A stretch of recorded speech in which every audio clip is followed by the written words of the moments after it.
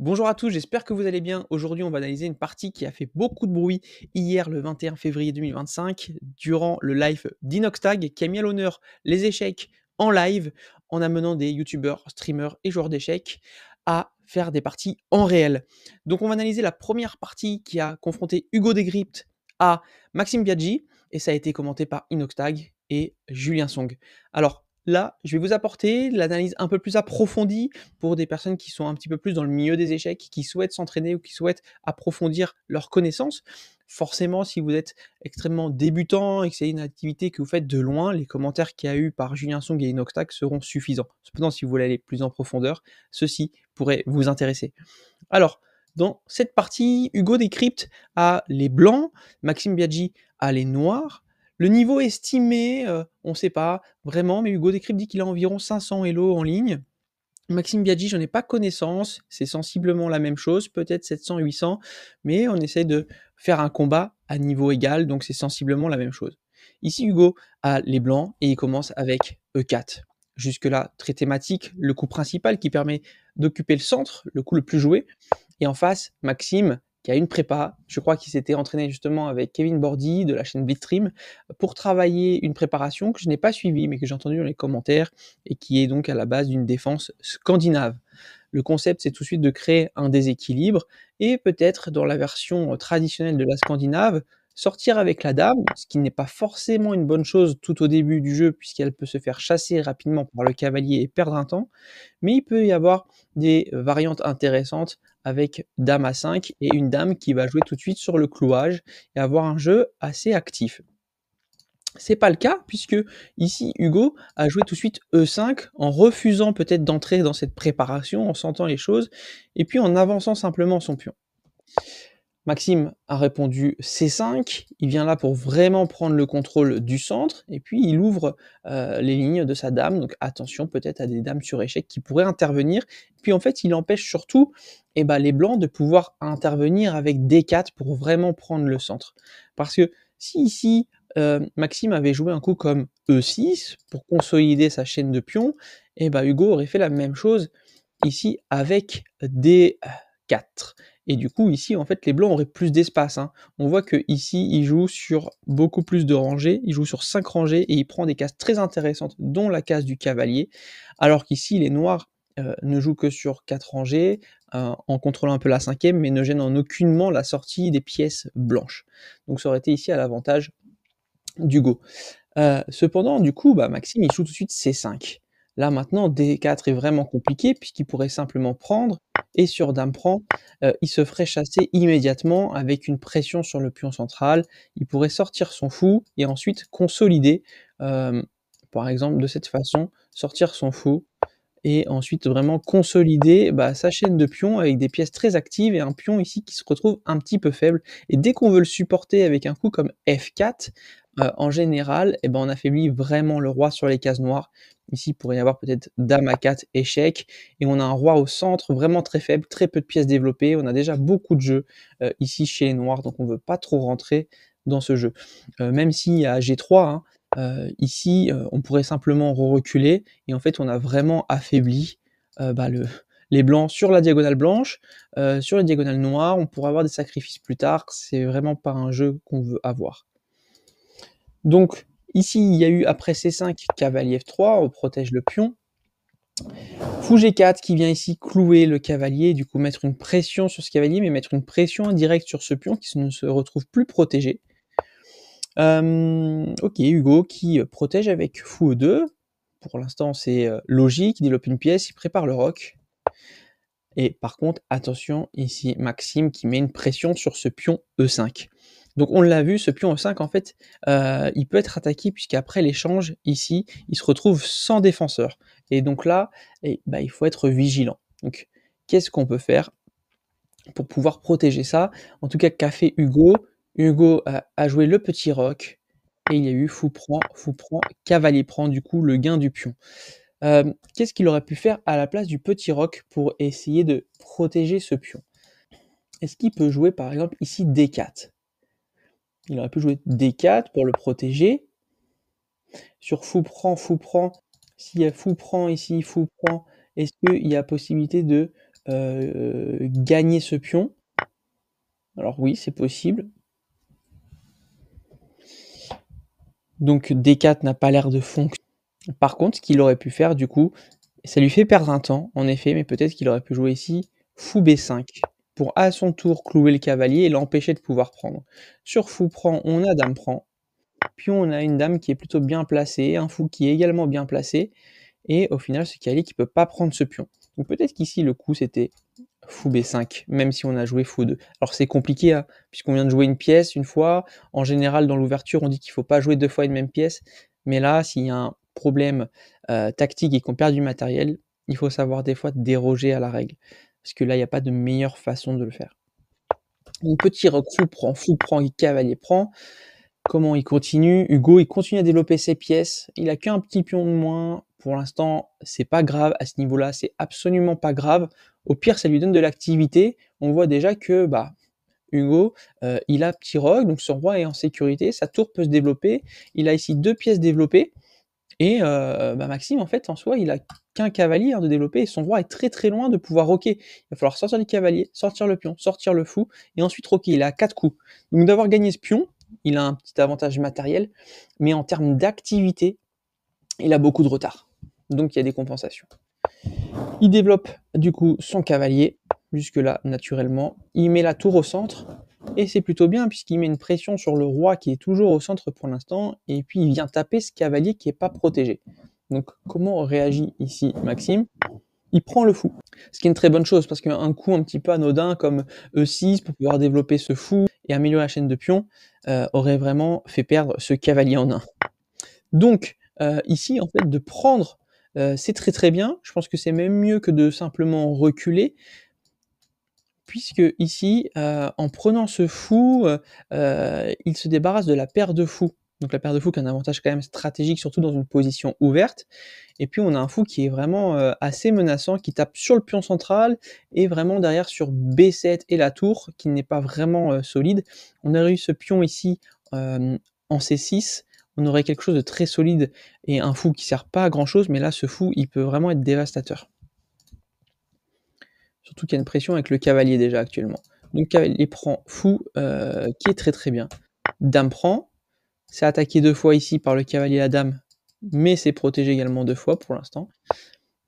Coup très naturel, E6, il va pouvoir développer le fou et roquer, c'est très très bien. D3, c'est la même chose, il va pouvoir développer son fou, peut-être idéalement d'ailleurs le mettre en G5 pour clouer ici le cavalier. Et là on a D4, ok, de la part de Maxime. Donc coup actif, coup dynamique, peut-être justement dans un tempérament agressif qui peut aller avec la Scandinave, le choix de son ouverture.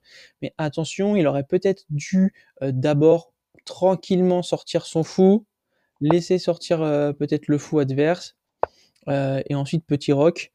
Ici, il aurait même pu le jouer ici pour éviter un fou G5 et le prévoir, petit roc, et ensuite jouer un coup ici comme D4. Mais attention, un coup comme D4, ça affaiblit encore plus cette diagonale blanche dont on avait vu tout à l'heure. Donc en tout cas, il faut vraiment respecter les principes de l'ouverture qui sont contrôler le centre, ce qu'il fait actuellement, hein, il contrôle très très bien le centre, ça c'est parfait. Développer les pièces, pour l'instant il a développé le cavalier, il lui manque encore le fou. Et la dame, dernière pièce à développer en général. Et puis ensuite, troisième principe, c'est de mettre le roi à l'abri. Et Hugo l'a mis à l'abri, mais attention, Maxime, il n'est pas encore à l'abri. Donc ici, en jouant un coup comme D4, il affaiblit cette diagonale blanche, premièrement. Et puis, il s'expose à des échecs potentiels, un cavalier qui peut venir, à une dame qui pourrait faire des échecs. Donc c'est dangereux pour l'instant. Comment réagit Hugo? Il joue avec cavalier A4. Alors attention, le cavalier en A4, il n'est pas extrêmement bien placé. Déjà, il tape sur ce pion, mais ce pion est vraiment bien protégé. En général, la tour va venir en C7, en C8, pardon, la dame en C7, ça va être extrêmement bien protégé. Le cavalier ne pourra pas revenir en arrière. Donc il est assez mal placé. Et on dit souvent d'ailleurs cavalier au bord, cavalier mort. Il contrôle en plus beaucoup moins de cases en étant sur le bord qu'en étant sur le centre. Ici, je pense que cavalier E4 aurait été de meilleur augure pour avoir un cavalier vraiment centralisé et ensuite pouvoir menacer des coups comme fou G5 et mettre une grosse pression sur ce cavalier ici. D'accord. Du coup, cavalier ici, A4, il y a eu B5 de jouer. Mais en fait, ici, il y a un coup qui est assez fort aussi, qu'il aurait pu voir peut-être Maxime en étant agressif avec, ce coup dame A5 un peu comme dans la Scandinave. Justement, c'est ici dame A5. Attaque cette tour qui est non protégée et attaque ce cavalier. Et le cavalier peut pas revenir en arrière. Donc ça aurait été un coup vraiment très, très intéressant. Ici, les blancs doivent perdre une pièce. Malheureusement, il a pas trouvé dame A5. Donc, il a joué B5. Ce qui est aussi fort, hein, dans l'idée, c'est, le cavalier n'a plus de pièces, de cases pour se replier. Il peut pas prendre ce pion, il peut pas aller ici, il peut pas reculer en arrière. Le cavalier semble perdu. Mais là, il y a une ressource assez extraordinaire qui a été trouvée par Hugo. En tout cas, pour son niveau, c'est extrêmement impressionnant. C'est qu'il a trouvé un coup intermédiaire. Un coup intermédiaire, c'est un coup qui propose une menace plus forte avant la menace qu'il vient de se prendre. Et là, actuellement, c'est d'ailleurs dame C6. C'est plus fort parce que c'est sur échec. Donc, les noirs n'ont pas le choix que de réagir. Et en faisant ce coup sur échec, il va manger ce pion en arrière et au final, il gagne un pion.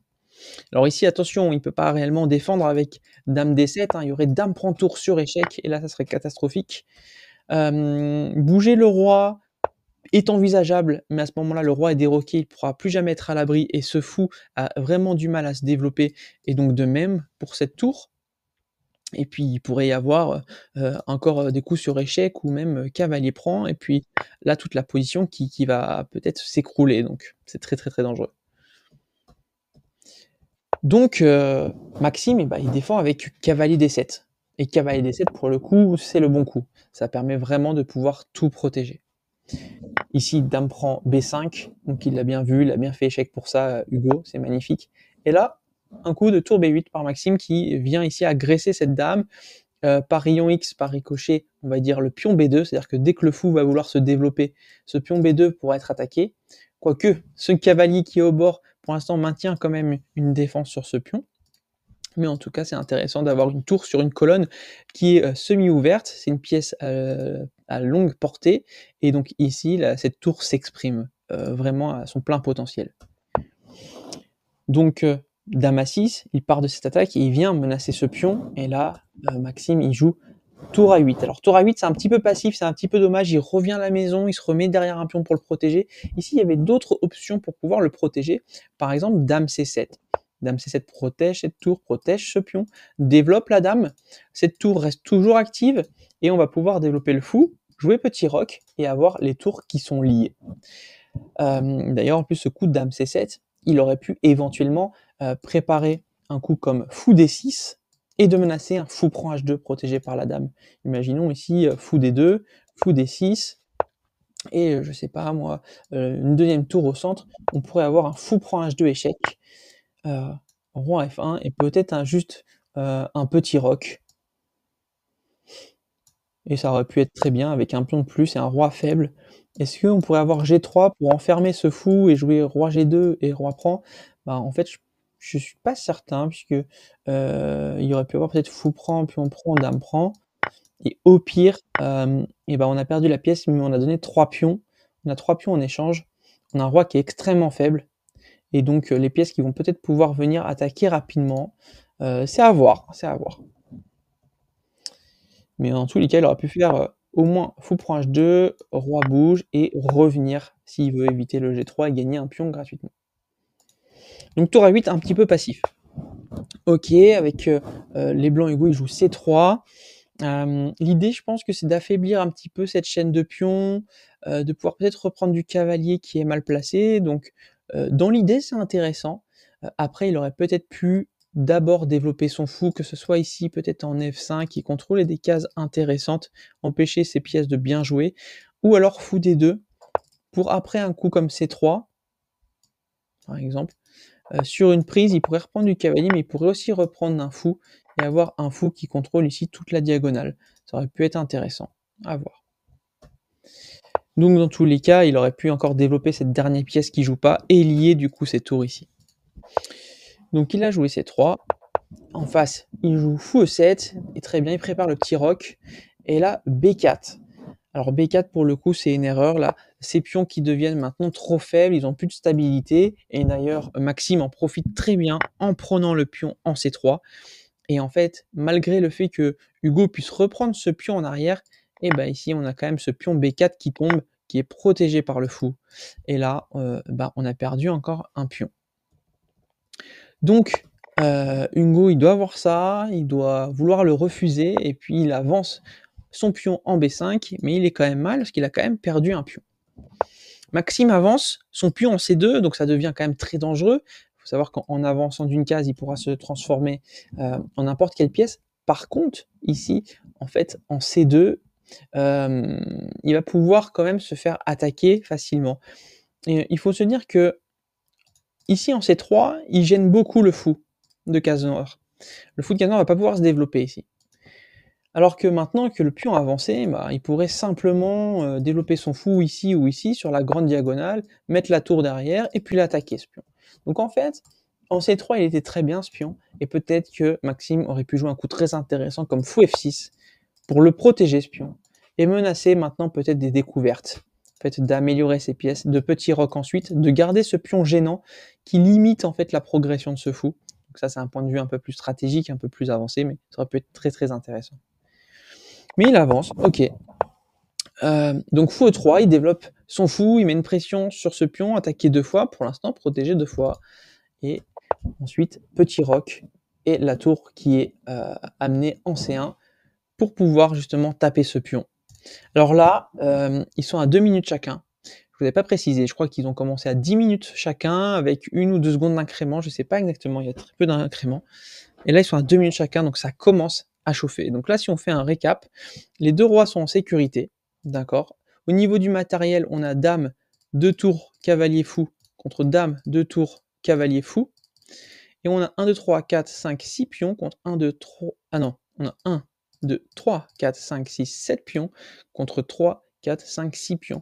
Donc là, Maxime a un pion de plus, dont un pion très avancé.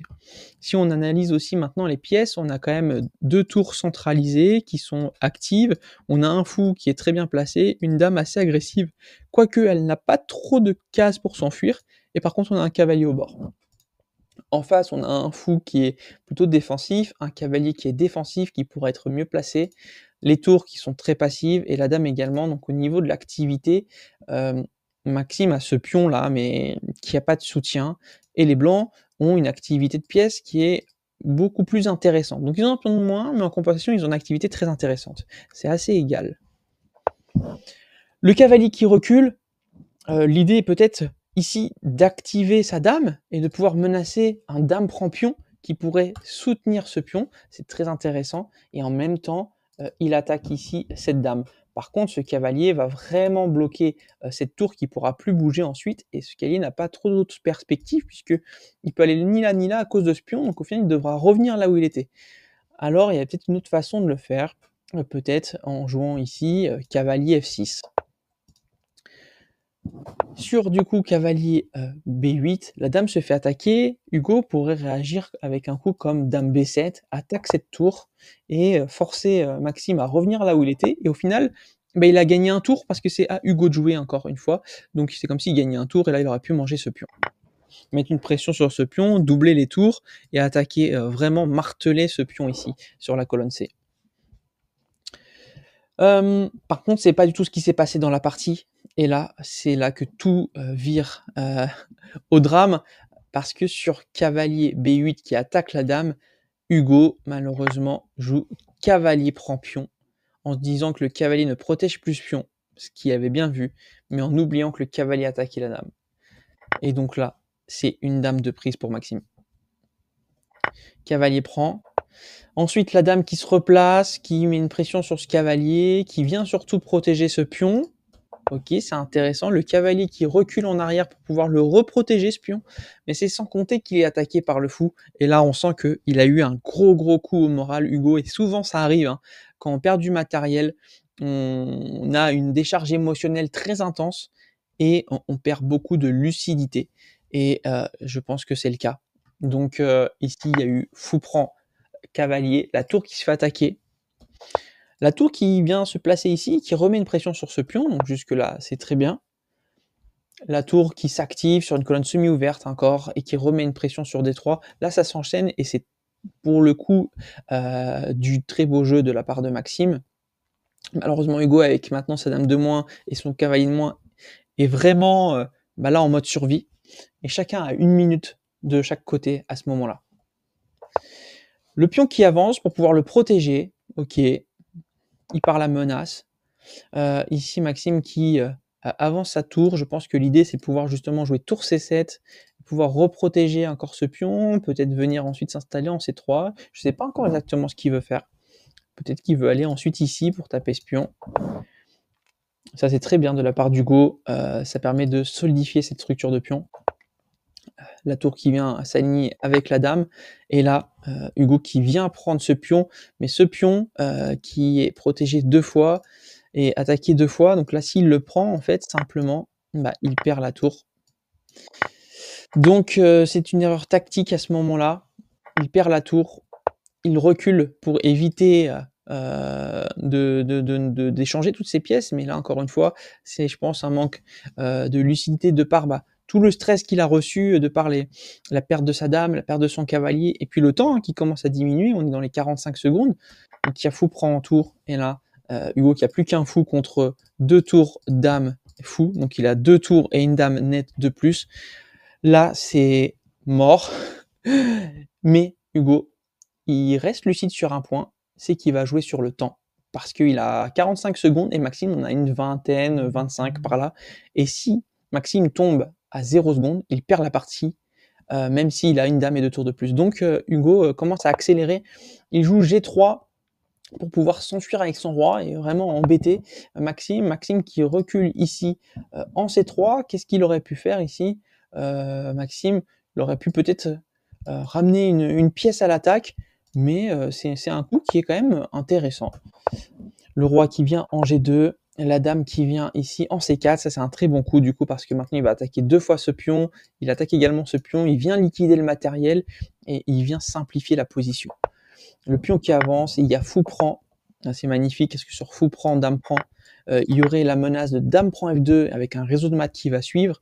Donc Hugo, je ne sais pas s'il voit tout ça, puisque ça va très très vite à ce moment-là, mais il joue roi F3, il y a fou prend, pion prend, ici Maxime qui pourrait jouer peut-être un coup comme dame E2 échec, le roi qui pourrait s'enfuir, et peut-être la deuxième tour qui viendrait ici, menacer échec, ou la tour qui pourrait venir là pour menacer de prendre ce pion. C'est pas ce qui se passe. Il joue très très vite et il prend le premier pion qu'il voit juste à côté. C'est ok aussi, il peut le prendre, il peut rebouger, et puis il peut avancer et faire une dame s'il le souhaite pour gagner simplement. C'est possible. Le but là, c'est juste de gagner le plus rapidement possible. Donc Hugo qui balance ses pions, il fait H4. Maxime qui prend le pion en A5, on avance encore le pion en G4, on revient se positionner au centre, donc peut-être pour attaquer ce pion en E3 ou pour faire passer ce pion comme je vous l'ai dit. Maintenant il avance G5, il tente le tout pour le tout, il essaye juste de gagner du temps Hugo. La tour qui s'active au centre, H5, et là tour D3 qui est très très bien parce qu'on met une pression sur ce pion en E3, maintenant on ne peut pas le protéger, le roi qui bouge mais ça change rien, il y a dame prend pion, échec, roi bouge, et là Maxime qui assène le coup de grâce et qui joue dame E4, échec et mat. Donc très belle partie, il pouvait également faire échec et mat ici avec dame G3, sachant que cette case est contrôlée par le pion, ou encore ici tour C4, le mat de l'escalier avec cette case qui est aussi protégée par le pion. Donc très belle partie de la part d'Hugo et Maxime. Dans l'ouverture, c'était vraiment très très intéressant. On peut voir que au final, ça s'est vraiment joué sur la perte d'une dame, donc sur une erreur d'inattention qui ensuite a fait perdre toute lucidité à Hugo, mais qui même avec de la lucidité aurait eu beaucoup de mal à revenir.